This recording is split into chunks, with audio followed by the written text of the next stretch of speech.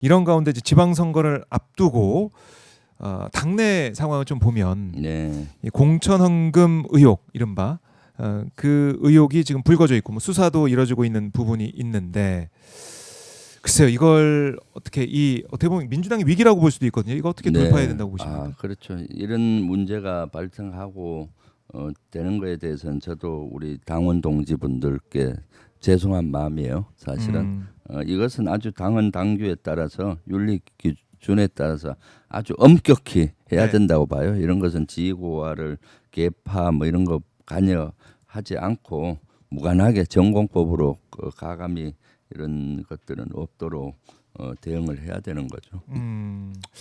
그래요. 과감하게 대응을 해야 되고 그리고 정청래 대표가 계속해서는 재발 방지책 이걸 네. 강조를 하고 있던데 이번 지방선거 공천에서는 이런 의혹 자체가 없게 하겠다 네. 이런 의지를 느낄 수 있는 네, 상황입니다. 그렇죠. 그래서 사실은 어느 예. 조직이든지 저는 군에서도 그렇고 지금도 그렇지만 신상필벌이 아주 중요하다. 신상필벌. 예, 이런 것은 신상필벌이 무슨 의미인가 하면은 네. 상은 신뢰로서 주고 저 사람 진짜 상 받을 그 일을 했어라고 신뢰하는 사람에게 주는 거고 네. 벌은 필벌이잖아요. 필히 해야 되는 겁니다.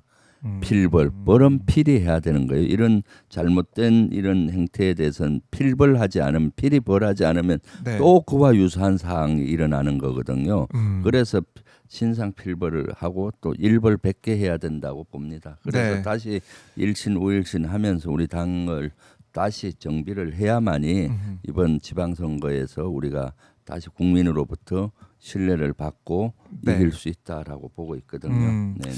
그래요. 이 공천 과정도 투명해야 된다라는 네. 거 다시 한번 강조를 하고 계시고요.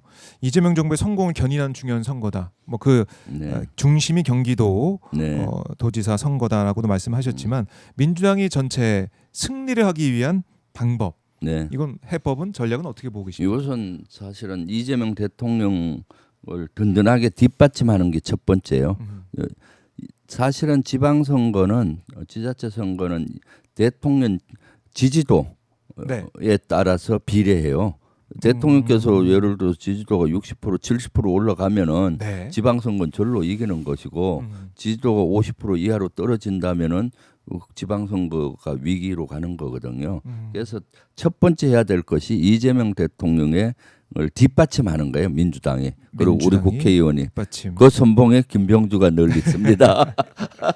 그리고 이제 사실 이재명 정부 대통령이 있고 정부가 있잖아요. 이번에 정부는 이재명 정부지 않습니까? 네. 이재명 대통령을 뒷받침하면서 이재명 정부의 성공을 위해서 당이 뒷받침을 든든하게 해줘서 하는 것이 사실은 첫 번째 선거 전략이에요. 선거 전략 딴 거 없습니다. 그 다음 이제 지방 정부와 중앙 정부가 원팀 구도를 만들어야 된다.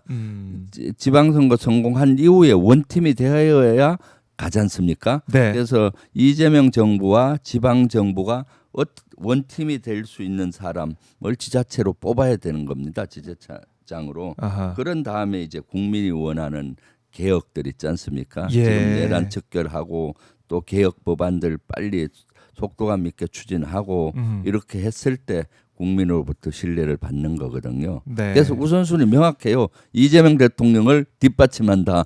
그 선봉이 김병주가 있습니다.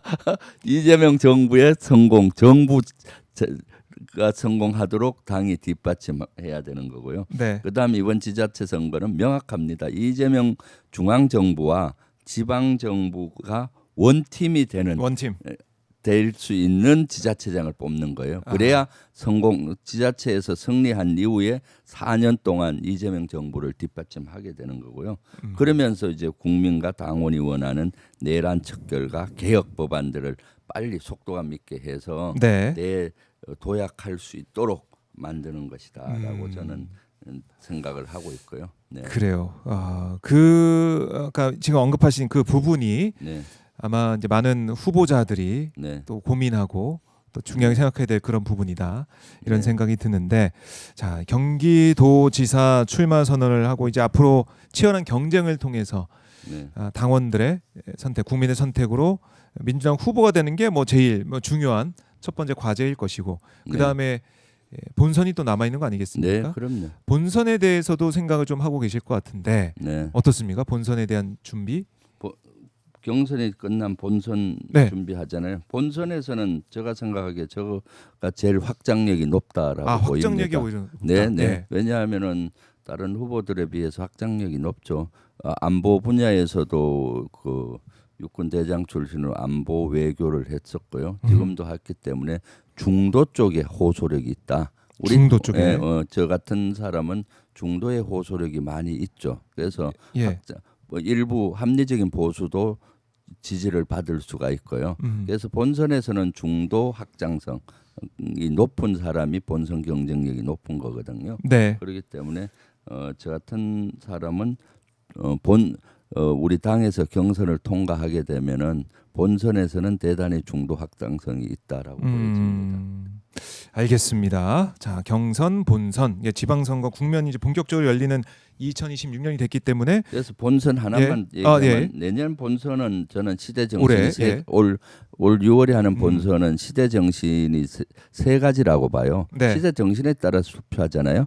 첫 번째 이재명 정부 성공을 누가 지자체장 견인할 것이냐.